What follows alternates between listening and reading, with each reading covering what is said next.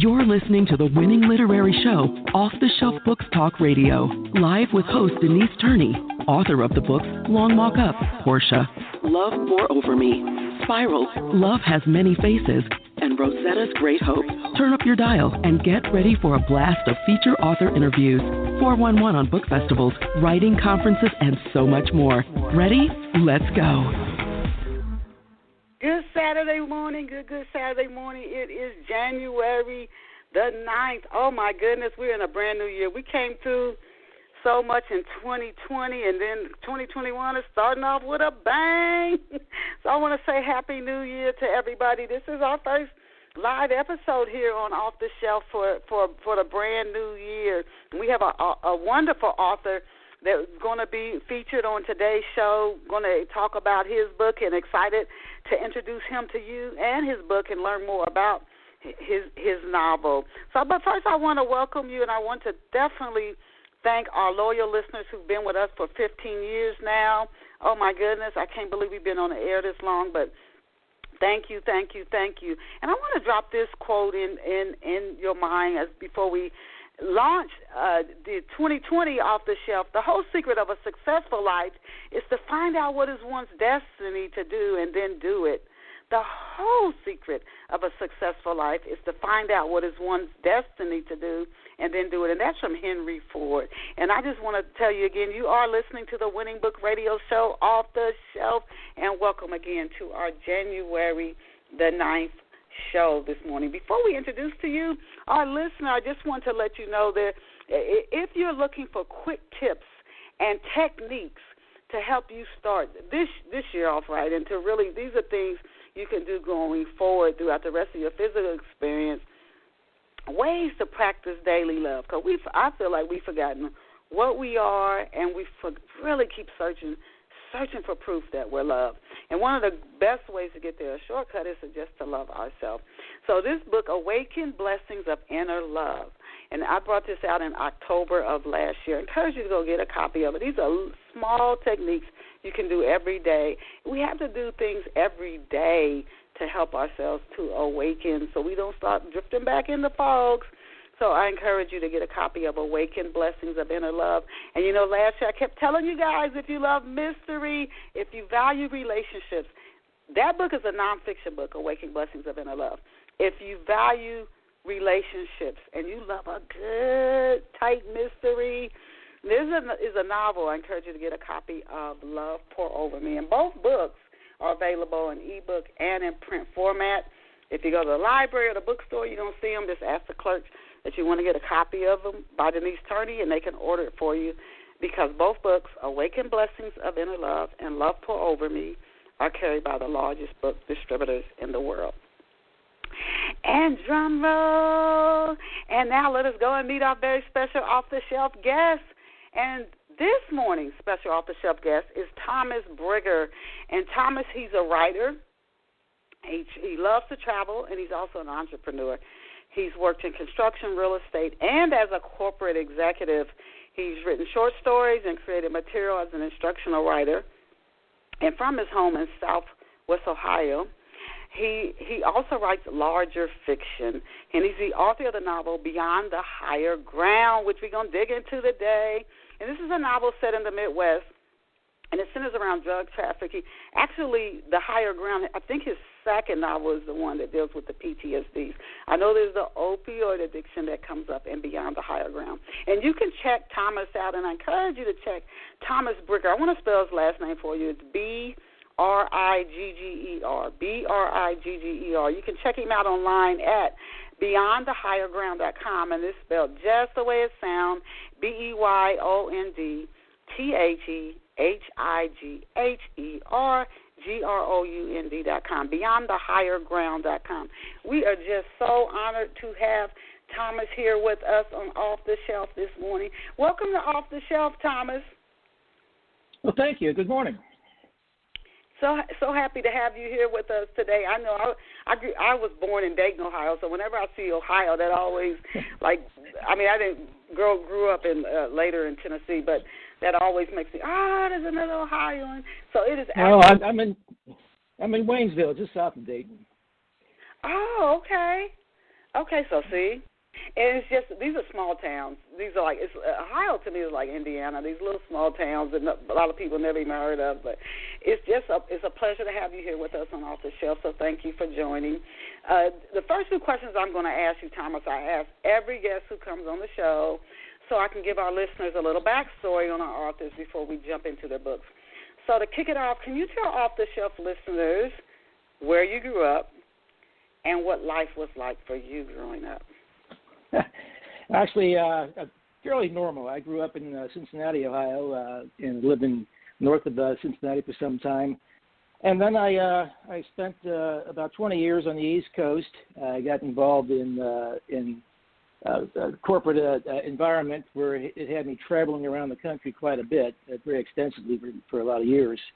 And that actually gave me kind of a different perspective, or a good perspective of American life.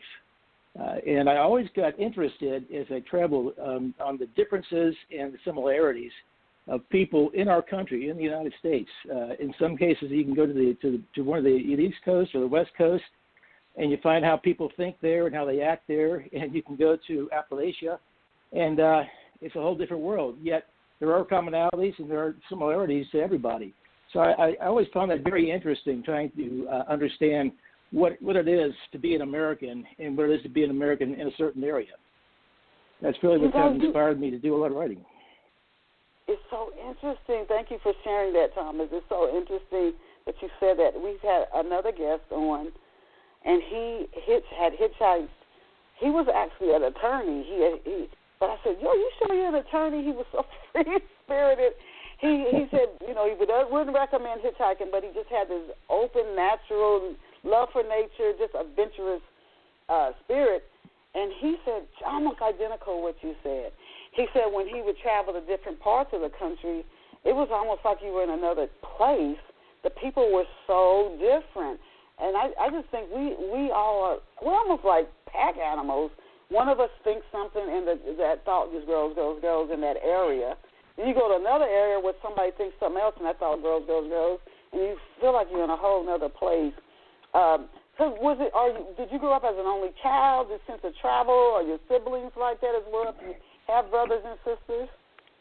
No, I grew up in a large family. There's 7 of us, and my older brother was a very successful entrepreneur and engineer. He was involved in the early days of nuclear construction. My older sister, is a teacher. I have 2 other sisters. One is an administrator, and the other actually is a women's guidance counselor. So we've all grown up pretty well. Yeah, so we all. And I was the only one who bounced around. I spent 3 years in college, and then had a kind of serious accident and ran out of money. So I ended up starting out working as a construction worker and kind of worked my way through. I've done a lot of different things. I'm kind of like the guy who never knew what he wants to do when he grows up. I'm still but then now there. Here you are as a writer. But you have so many different experiences in your travels. I can only imagine how much material that makes for a great novel. So before we get to talking about Beyond the Higher Ground, what did you want to be? You said you bounced around when you were a child and you started dreaming, maybe 7, 8, 9 years old. And you said, when I grow up, that's what I want to be. What was your dream? What did you want to be when you grew up? Well, this is funny to say right now, but I want to be a writer. Oh, awesome. And wow. I got into writing. I never took it real seriously. For years, I have a whole collection of short stories, and I used to write short stories and send them to my older sister. And she encouraged me for years to publish something.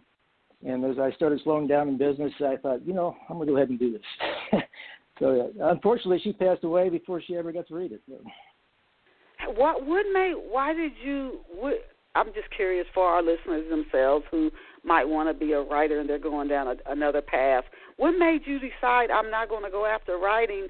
I'm going to get a job doing something else. I was hungry. Okay. I had to eat, so I just started out. But I've always been kind of a hard worker and diligent, so I was able to work my way up and actually have a good life. So who but or I always what? did. I always did enjoy writing. I always did. I used to write these short stories, and when my sister passed away, she had a whole collection of them there. So we'll probably publish all those one of these days too. Wow. Who or what? Who was it? Your sister? Who or what inspired you to pursue writing and burst your love for books? Was that your sister? Actually, it was my mother.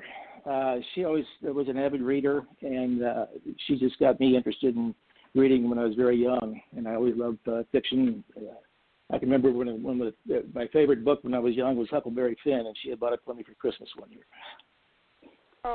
And lastly, before we get into the writing more, I'm curious, what type of work did you do as a corporate executive? That's a very demanding. When you say corporate executive, I think somebody who never has any free time. Well, actually, I had enough free time, but it was a stressful job, and I would never want to go back to it. But I was working for a very large company, running a division for them in Philadelphia, and that is a stressful environment. But then when the recession came, that company disappeared, and so did I. So, and eventually, I started several other businesses, sold them, and I ended up just decided just to write full time. Good for you. So then, after the corporate, before you started writing Beyond the Higher Ground, you worked as an instructional writer? You Yeah, I did that. I did that on a freelance basis for some people that asked me to. So that's another thing for our listeners. I like our listeners to gain entertainment, and those who themselves want to be writers. That's another step. Like we're right now going through not the best. A lot of people laid off.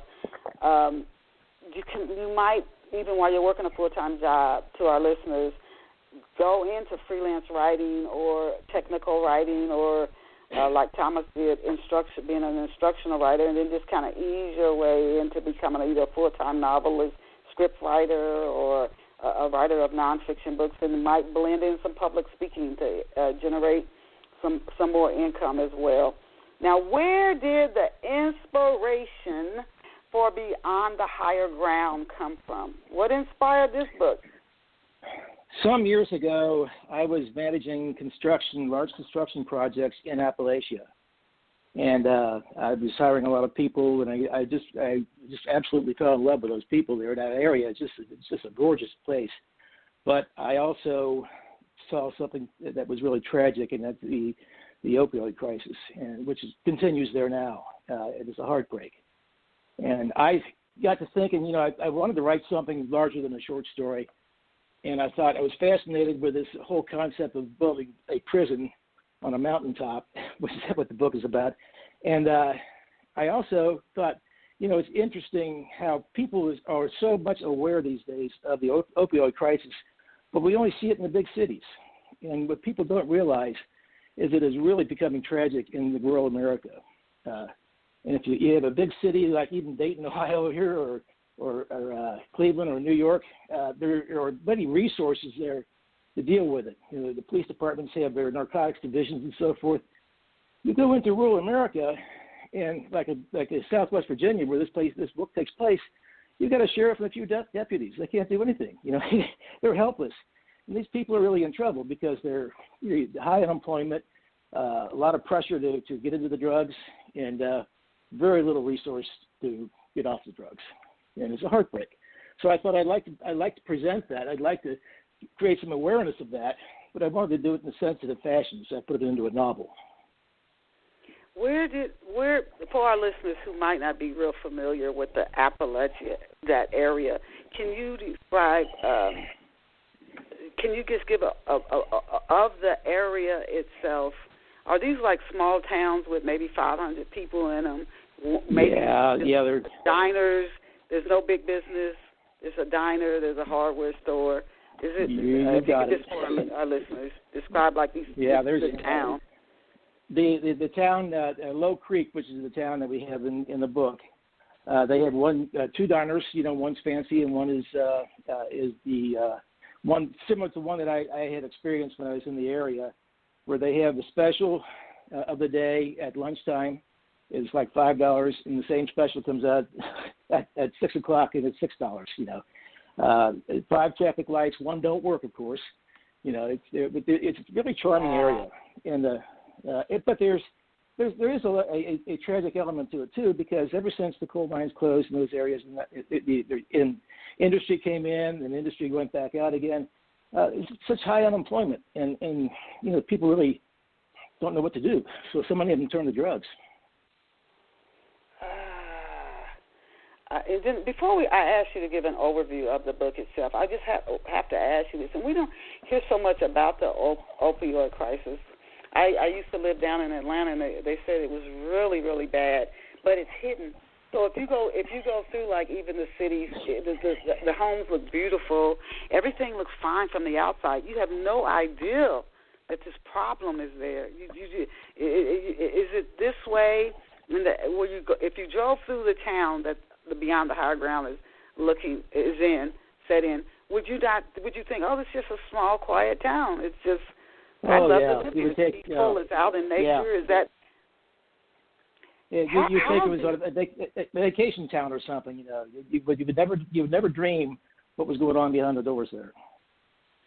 How for this town, and then in your research, and did you research the opioid crisis more and larger? Was it that much interest? Like how? And it just seems hidden. I don't hear a lot of people. We know a lot of pharmaceutical companies. Some of them have gotten their hands slapped with lawsuits. How do you get this? Are we talking heroin? Or are we talking prescription drugs with what goes on Beyond the Higher Ground?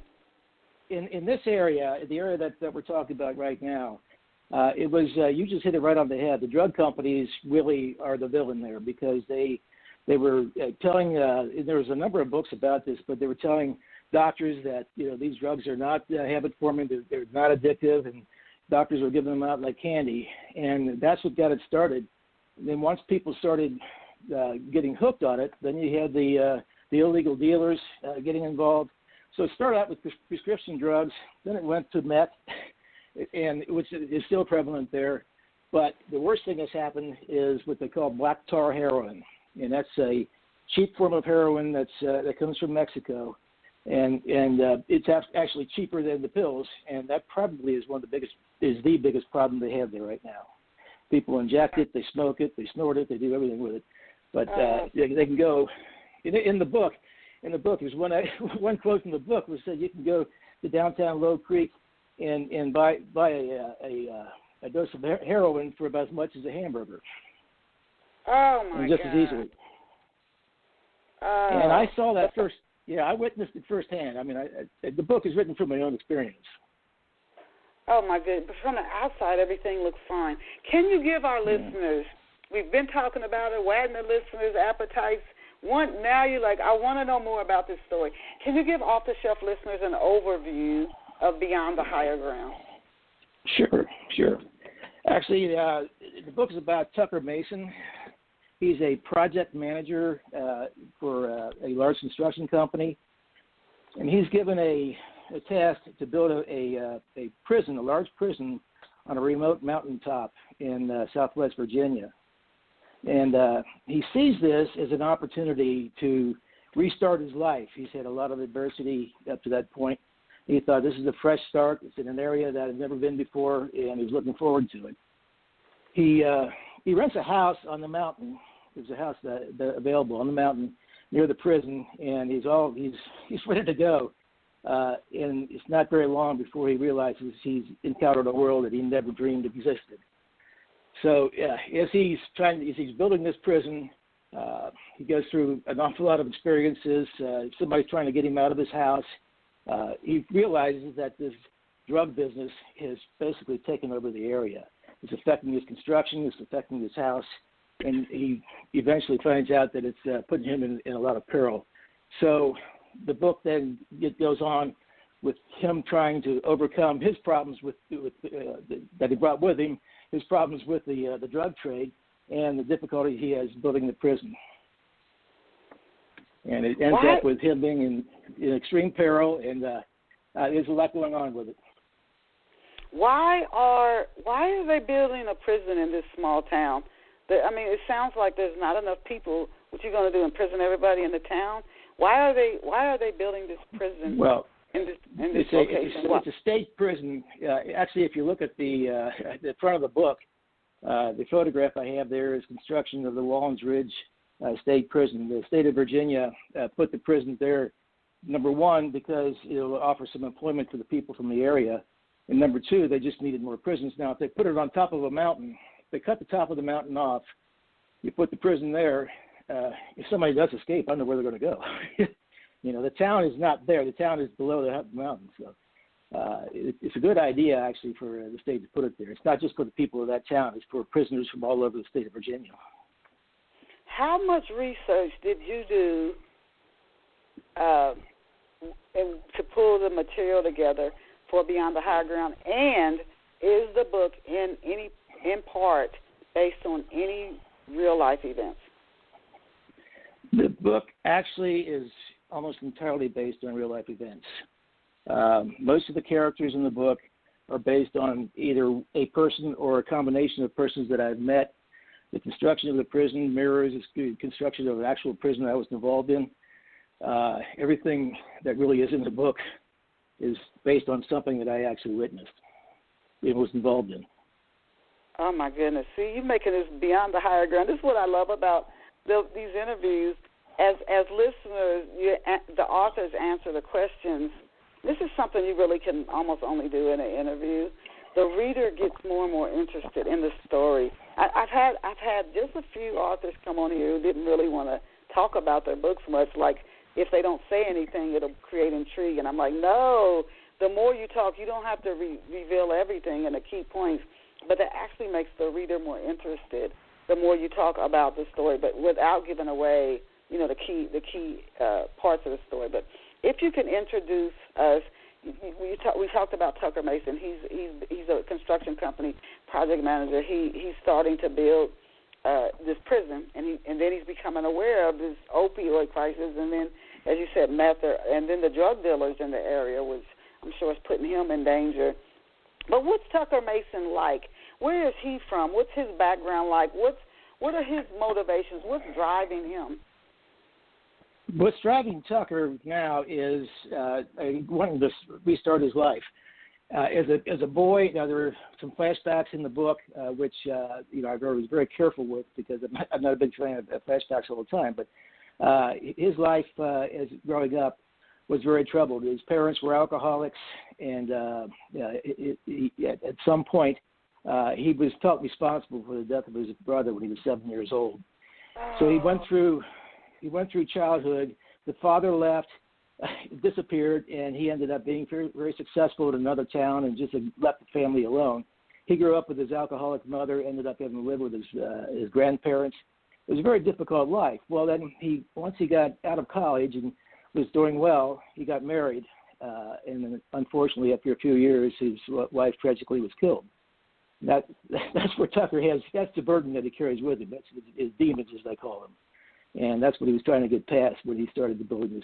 He's an experienced builder now, and he's been building large projects and so forth. He just sees this prison as an opportunity to just start over again. But so is he from the? No, go ahead. Yeah, no, he grew up in Ohio. Oh, so he's not from this small town. He just sort of stumbled into this area, or he learned about this project, and he moved here. Now he's probably large construction companies will go. They travel all over the country. There's not no resources to build a prison this size. This prison has 500 cells.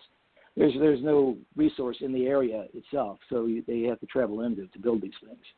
It takes about 400 or 500 workers on these things. You can't get that from that area. My heart's going out to the people of this town. That how this do you show anywhere in this Beyond the Higher Ground what this town was like, what any of the people were like before this opioid crisis hit, and then what it's now becoming, or do you just jump right in with where it is? No, I have a lot of history. I have a whole history. There's a whole chapter on the history of the mountain itself and the town and the evolution of it. and how it came about. I also have a history. There's a family involved, which was the kind of the nobility of moonshining. Moonshining was big in the area, and this family were moonshiners for 100 years, and people in the town knew them, respected them, went to church with them, and so forth. But eventually it diminished, and they went from moonshining to drug dealing, and that kind of threads through the history. But yeah, there's a whole history in the book about the evolution of the town and of the mountain itself and how things came about. And this is a real town, or this is a fictional town based on a real town? It's a fictional town based on a real town. I did not want to use a real town because I didn't want to cast them in any kind of a bad light, So I read a fictional town based very, very, very much on with a lot of similarity to the town that I was in. What is Tucker doing? What is Tucker Mason doing at the start of Beyond the Higher Ground? Is he at the construction site when the story opens? What's he doing at the beginning of the story? Yeah, it opens up where he is renting this house and reflecting on how his life has been and looking forward to restarting his life. He goes to the site. There's no building there yet, and he gets his information that he needs and talks with his superintendent. Then he has to go back to his home office. But when he's driving back to his home office, somebody follows him, runs him off the road, and he gets very seriously injured, and that slows him down a bit. So that's the start of his problems. Who is Cletus? Who is Cletus Wellman? Cletus is good, but he has a problem. But Cletus is an entrepreneur in the area. He's the guy who he owns a lot of buildings and so forth, a lot of the apartments where people are going to live in. He owns several automobile dealerships, which automobile dealerships in that area are kind of funny to look at because, you might see 24 cars out front. But he's just kind of the go-getter. He's a little bit of a character in the sense that he's very nervous and loves to pat himself on the back. But he's just the guy who owns the house that Tucker moves into, and he's kind of treads himself all the way through the story. I'm gonna say he's a villain. Can you introduce us? Well, no, he's all right. He's all right. He's just weird. He's based on somebody I met down there, and I liked a lot, actually. So. And I find it amazing that, and it's very interesting that the story is based on most real-life experiences you actually had, the ones that take place in Beyond the Higher Ground. But can you introduce us to some of the book's other major and minor characters, really focusing on not only their personality quirks, but what's driving them?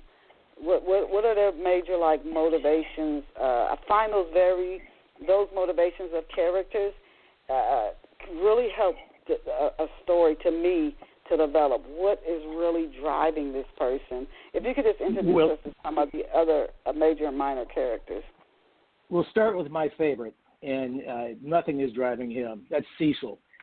Cecil he grew up in his own little world and has never seen very much besides the side of that mountain. But he lives across the road from where Tucker is, and in his own way has an awful lot of wisdom that comes out. He's a storyteller. He just loves to gossip. And he goes down into the town every so often and comes back out. But everything, what I have in there, actually a quote from the book, is Cletus only knows he has no friends, no enemies, no problems. He sees the world through his own little knothole, and but through that little knothole, he's absorbed a lot and comes up with some pretty good examples. Other people in the book, you've got the construction people who are building the building, and they're driven in a way just because they're builders. They want to get things done.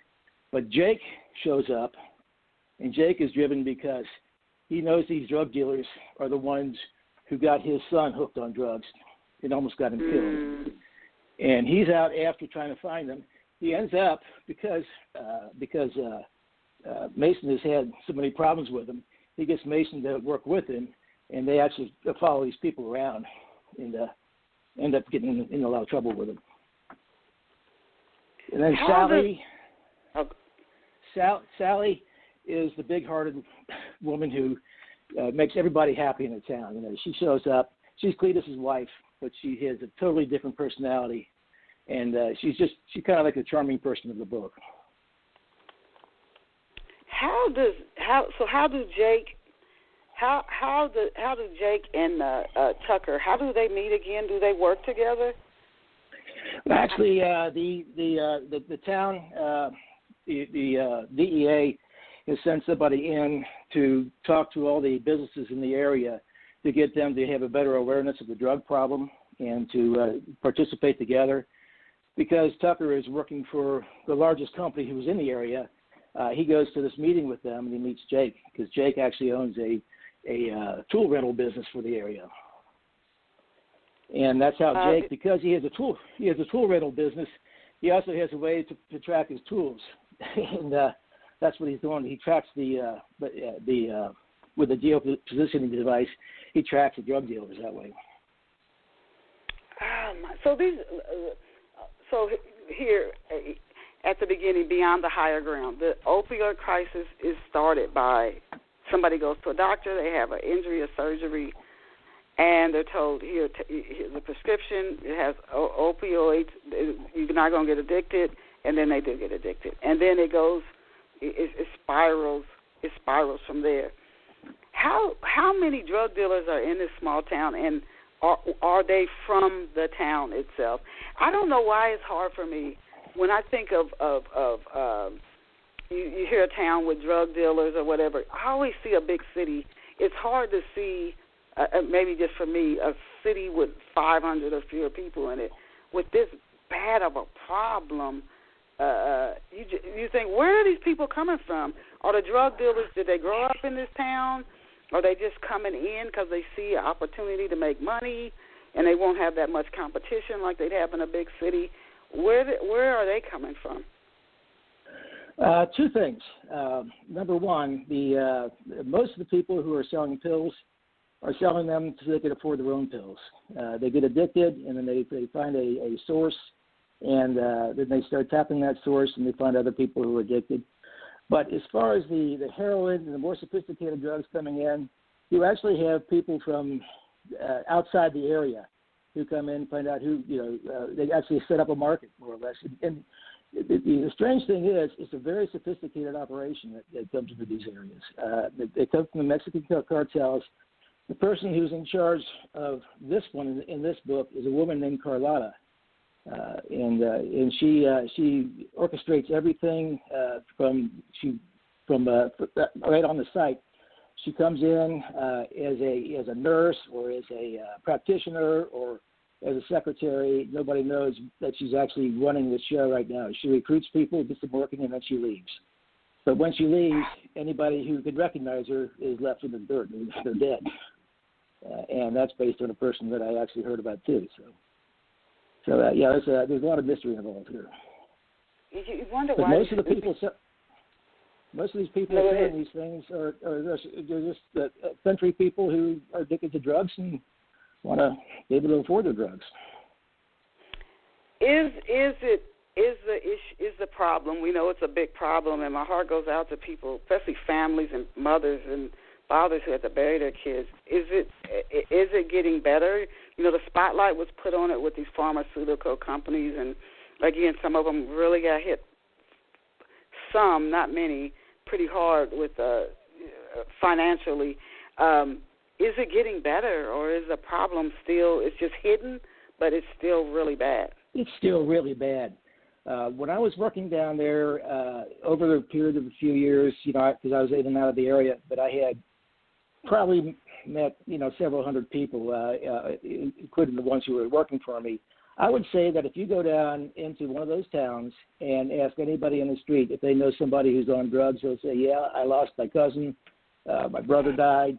Somebody, almost everybody you talk to has known or was close to someone who either was addicted or dead.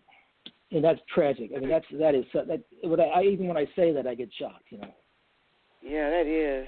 Now, why did you decide to use a prison construction as the story's metaphorical background?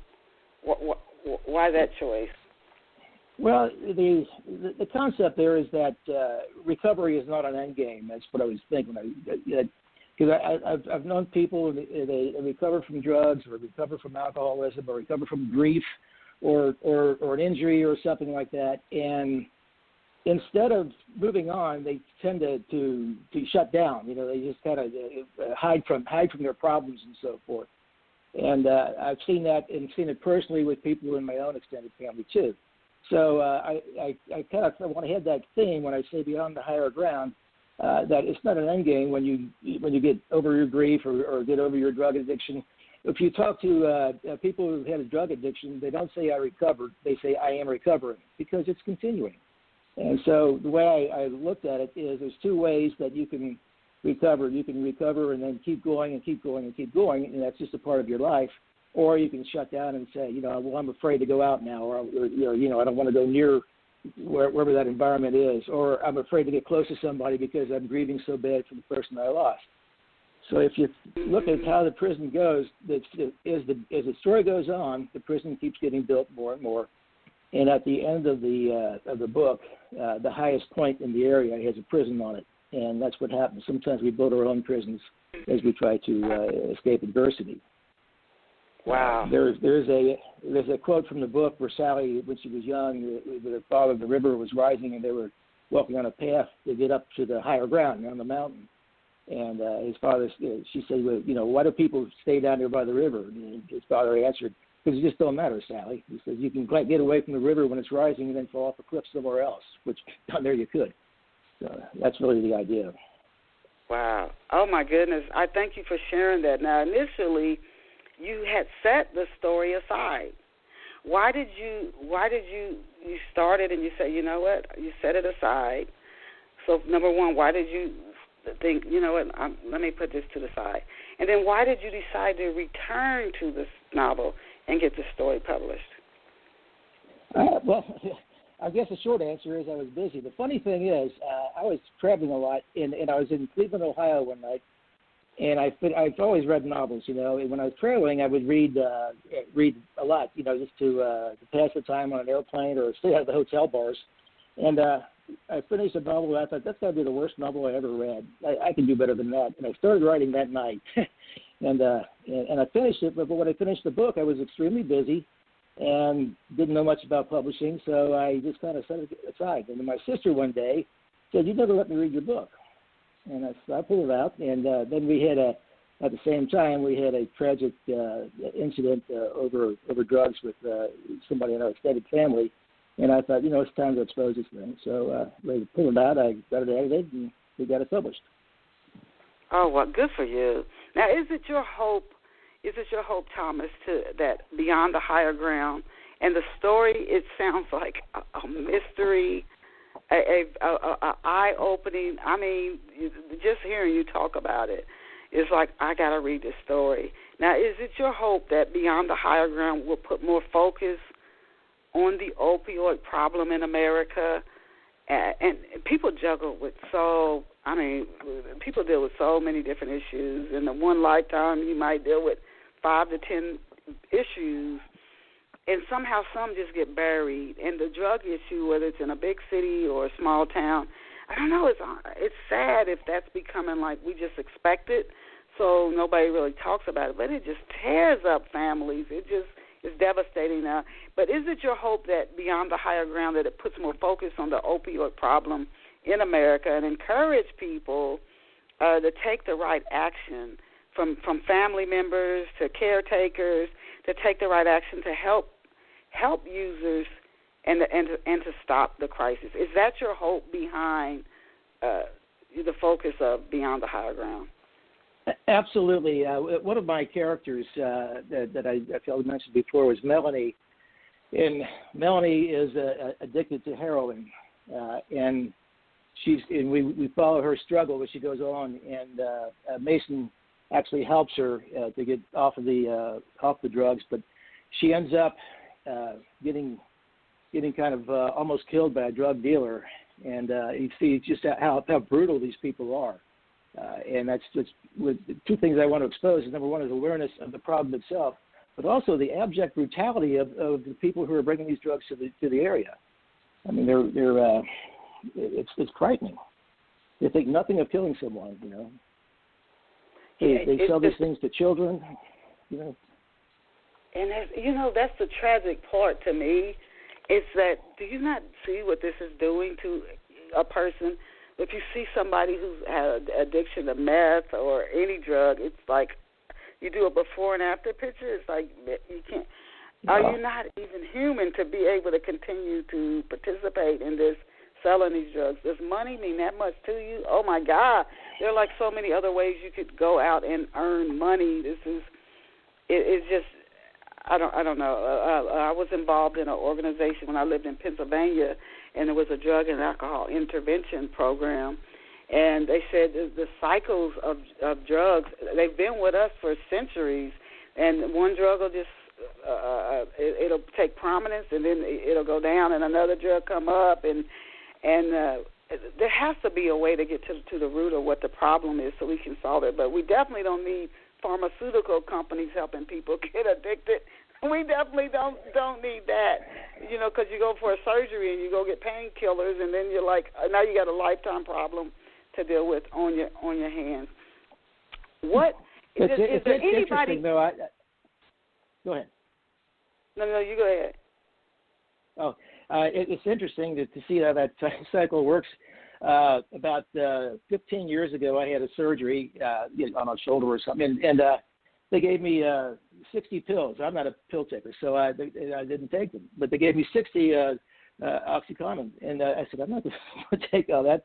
And then I had another surgery 5 years later, and they gave me about 20 of them. And I had another surgery 2 years ago, and they gave me 12. So at least they're starting to understand that, if you give too many of these pills to somebody, that's what was happening. Doctors were pissing these things out like candy. So in Ohio right now, it's really difficult to get a painkiller, and they really have. So there is a lot going on. What people don't realize is you take away one drug, you make another drug. Meth is being manufactured all over the country. You know? Yes. Is there anybody in town other than Thomas and Jake? And Jake has a very personal reason to want to shut this down. Is there anybody else in town who is saying we got to come against this, and they're taking the actions to try to get people help, get people therapy, or the help that they need, and try to shut the drug dealers down? Is there anybody else who's even making this effort? No, that's a problem. That there's no concerted effort in the area. Now, in the book, which is reflexive of what we experienced, the construction people are really on their site are doing an awful lot trying to prevent it. Casey, who is the superintendent, he just says, I've never seen anything like this. But they're testing people, and and this really happens now with large companies where they have random testing and kind of weed out the bad ones. The problem in these rural areas is you don't have that big population. You don't have the capability of having the resources. So you'll find people right here in Ohio. We find people on farms. Whole families are getting into drugs. I just there was last year. This was in the Dayton Daily News. Last year there was in Central Ohio, 2 Amish boys were caught delivering heroin. So yeah, it's just shocking. I don't have an answer for it, but I think it's good for people to know about it. You know what? This mindset of it's not happening to me, who cares? That we got to care about each other. We have to, even if it's not going on in my family, or you don't know it is, or it's not happening to me. We have to care about each other. We have to, even if we're not experiencing something. Even if it's a small thing, what can I do to help you? What can I do? We have to help each other. How much did your prior work experience help you as you were developing the book's characters? You wrote short stories when you were younger. You said you knew when you were a kid you wanted to be a writer, although you went into construction work and you worked as a corporate executive. But how much did all of that experience, all your travels, how much did that help you as you developed the characters in Beyond the Higher Ground? Oh, infinitely. I've always been interested in people. And as I said before, the differences and the similarities of people in different areas, and I always had a deep interest on what makes people tick. So that perspective and seeing people in all different areas, I think, is immeasurable. When you're going to develop a character and you think of somebody that you've met, it's easy to make up something, but it's not that easy to really put down in writing somebody who's real. But when you do that, the character does become real. And what I found is once you've done that, if you've met enough people, once you start getting a concept of a character, it'll start to develop itself. You're writing it, but that character starts to come to life for you. So it's just being around people that does it, I think, for me anyway. And your characters sound so well-rounded. Did you go to any... you just started writing like short stories, or did you go to writers' conferences? Did you take any college writing courses to learn character development, story development, or is it something you just sat down and started writing novels and somehow it's just worked out for you? Actually, I majored in English literature for the 3 years I was in college, and I took a lot of courses. And when I was younger, I did go to some conferences and so forth, but and I every so often I would get involved in one of these writers seminars and so forth, but really never got that serious about it.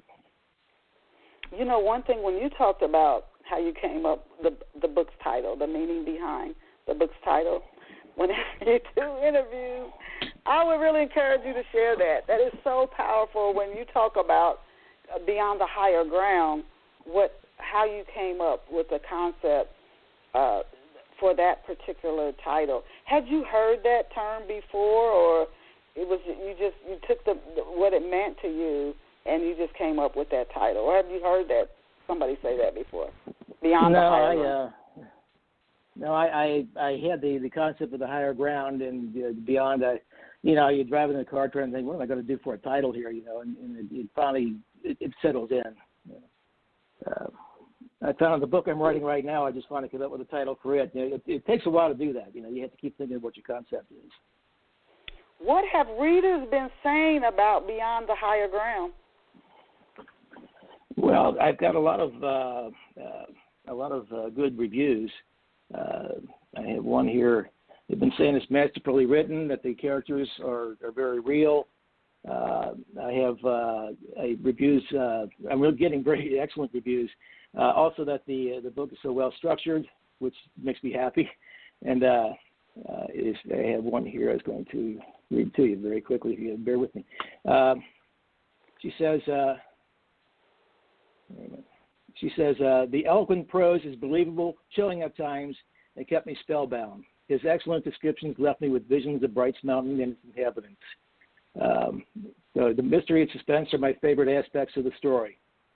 So I'm getting some pretty good reviews out of it. That's a review for the online book club. You know what? This story is so timely. The heart of it, like some of the best novels, are unfortunate, but it's a story I think that needs to be told. Now, we talked a little bit about how you develop your characters and you base them in part off of maybe a real life person, and then the character, the character just starts to develop almost organically. But when it comes to actually putting a novel together, and I can tell you personally, for me, when I started, I would just sit down and start writing, and it would take me so long sometimes to finish a novel, and I'd edit. And then a recent novel I worked on, I did an outline, and I got it knocked out really, really fast. What writing process do you follow, Thomas, when you sit down, you say, you're working on a new novel now, and I want you to share with us briefly about that book as well, but what's the writing process you follow when an idea for a story pops into your head? How do you get it from point A to point Z? I'm not really very good at outlining. I have a basic outline that I work with, and it's kind of funny because I was talking to someone the other day. I said, I think the novel first. I roll it around, I get the story in my mind, and then I start working on characters and just start writing. And then, like you said, same as you, I'm writing and editing, write it and edit it, edit and edit it, and it does. It takes a long time. So I really am not a very good structuralist as far as making the outline and so forth. But I do, I keep working on my concept, and before I even start to write at all. And I'm quirky too, because I'll get inspired to something come into my head, and I'll sit down. It's not unusual to find me 2:00 in the morning writing. So. And you have the time now. You're retired. You're a full-time writer. So good for you. You don't have to juggle and write and say, I got to get up and go to my job, because a lot of writers, including some best-selling authors, I know. I love Joyce Carol Oates. Her writing. She worked at Princeton University teaching writing for years. So did Toni Morrison. So these are people, New York Times, some best-selling authors, but they have another job. I know another author out of Texas. She wrote romance novels, and she was a New York Times best-selling author, but she also worked as a nurse. So, it's possible for our listeners who might have a full-time job. You can still write those engaging, those novels like Beyond the Higher Ground if you have to, and juggle a job until your book writing career really takes off, which kind of leads into my next question.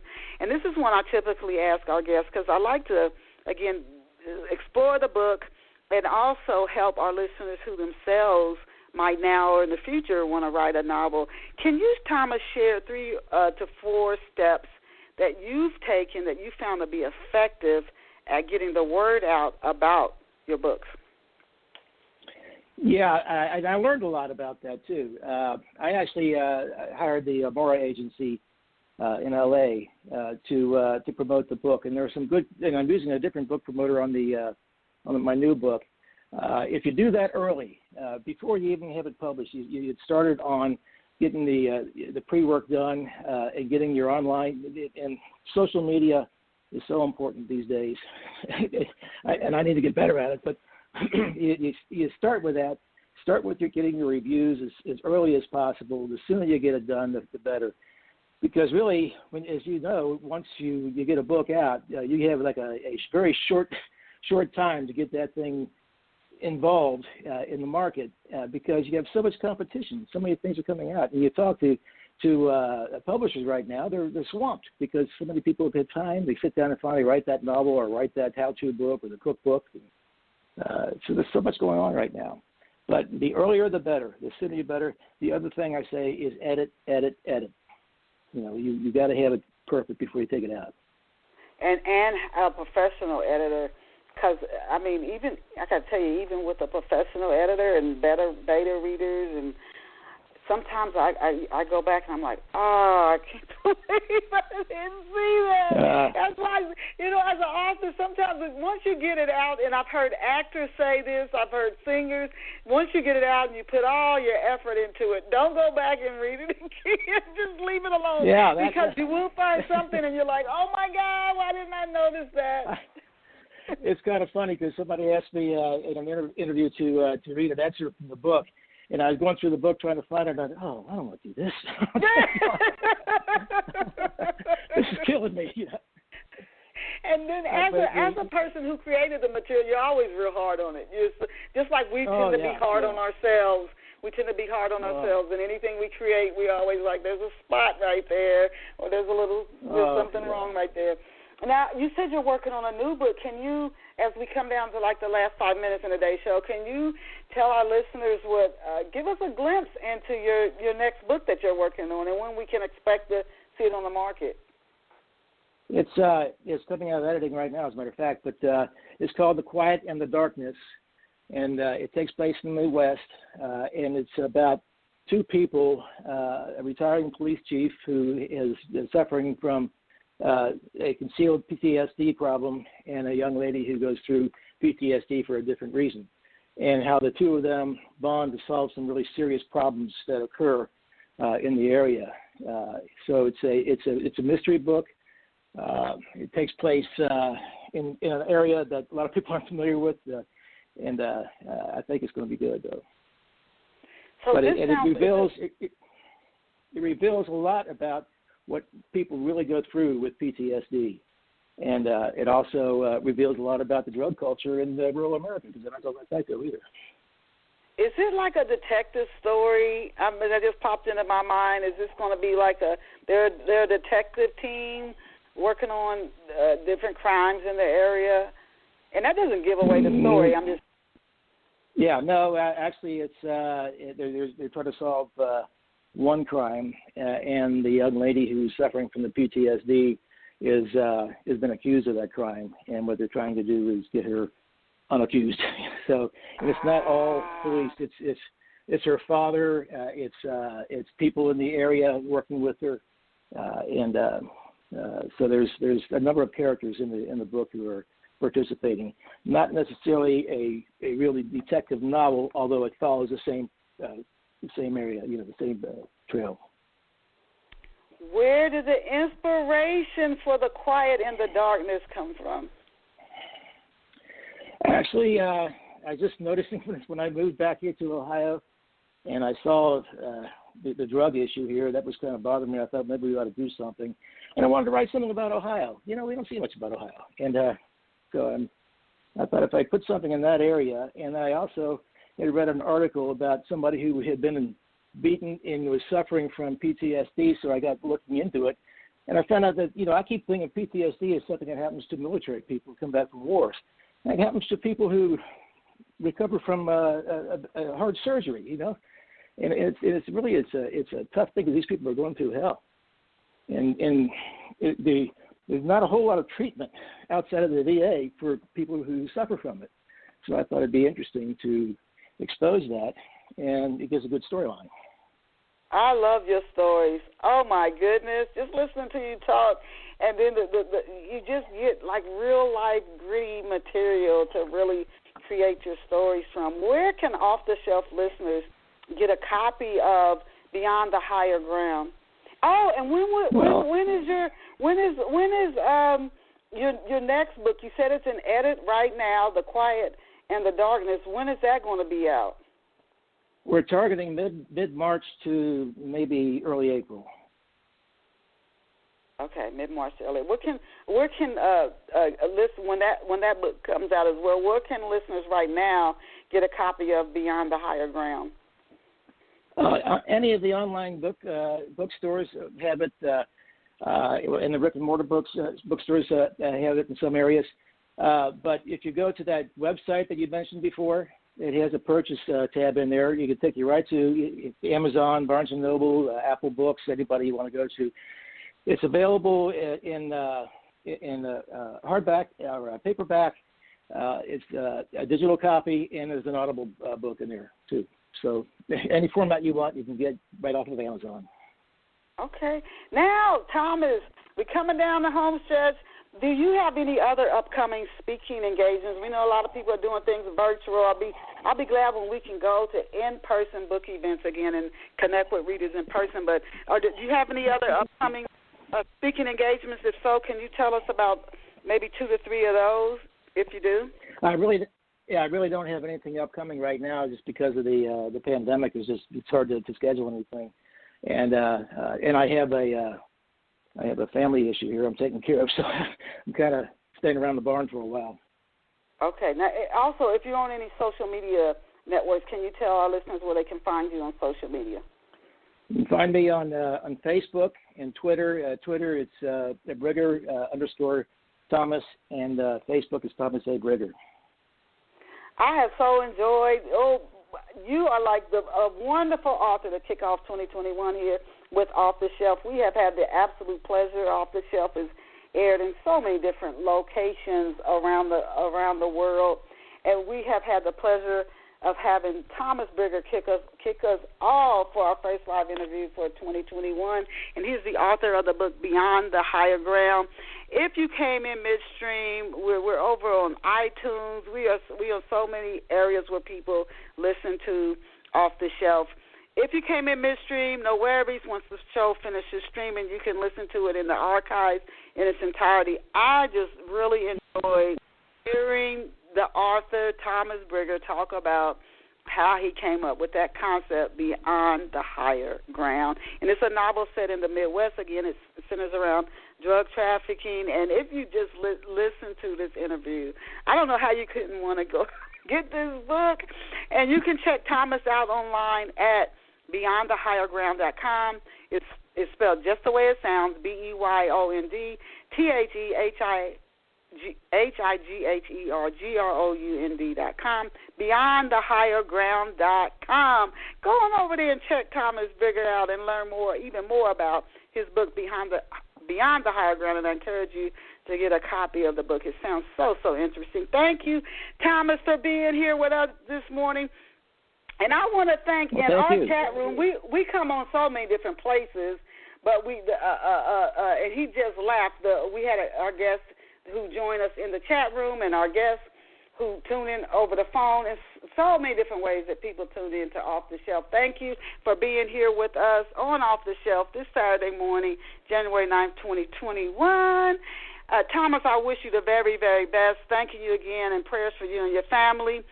To our listeners, I can't thank you enough for being here with us. Please tell everybody who loves books, who loves good stories, writers and authors who want to grow their audience. Tell them to catch Off the Shelf Books Talk Radio, 11 a.m. Eastern Standard Time, or New York City time. Remember, you are amazing. You're incredible. You're phenomenal. Grow out and create a wonderful day for yourself today. See you back here next Saturday at 11 a.m. Eastern Standard Time. Thomas, I'll send you a link to the show when it finishes streaming. Thank you again. Bye for now. Thank you. Bye.